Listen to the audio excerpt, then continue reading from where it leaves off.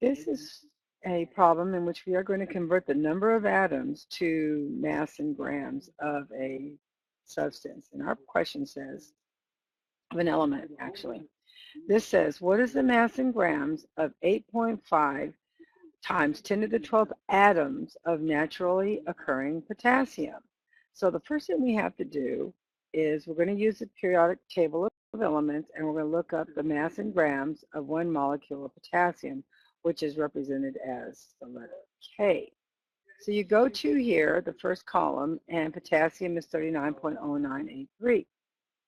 Okay, so that's what we have there. That's how many grams. So now the second step is we're going to use, you have to remember, when they talk about atoms, they're talking about Avogadro's number for the number of molecules, and it's always going to be 6.02, and I need to hit enter on that and back that up.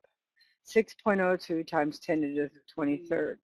So we can now set up our calculation. And so what we've done is you type in what you know.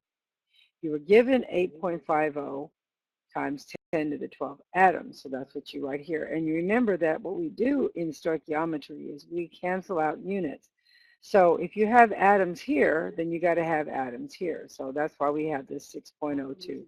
Let me remove that. I didn't want to do that.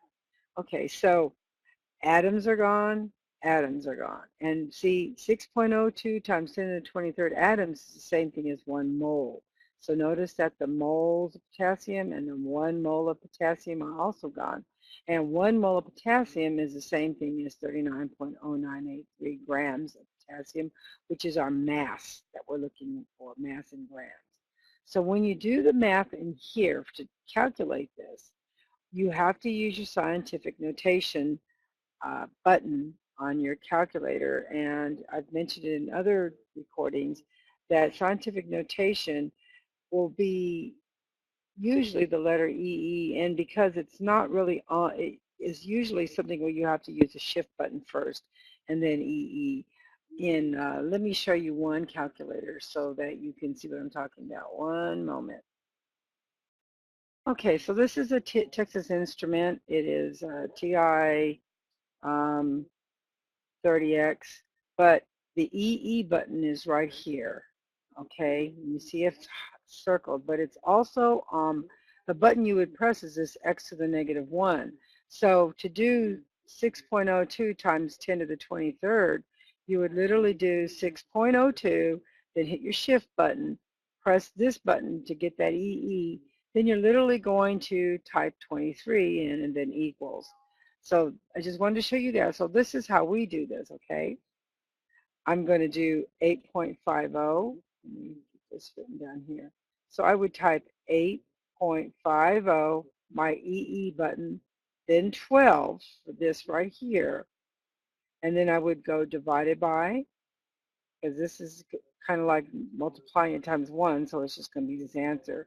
Then you're going to do 6.02, then your shift, EE 23, then times 39.0983 equals, and you'll get something like this. Okay, so again, you have to know where your scientific notation button. Some of the other ones might actually have something that says times 10 to the X power. It might look like times 10 to the X, and if I could find one, I'd take a screenshot and show you. So let me see that real quick. One moment.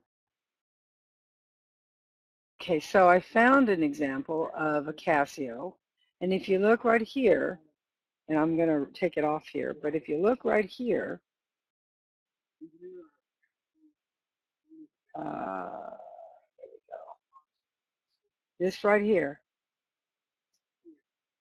it has its own button. So you would literally do 6.02. If you were doing this right here, you would do 6.02, press this button, and type 23 in. Okay, so it's a lot easier than the other one, but that's what you're looking for. This is the scientific notation button. Okay, so look for on your calculator to see which one it is, and you can go from there. Okay, And that's how you do these problems.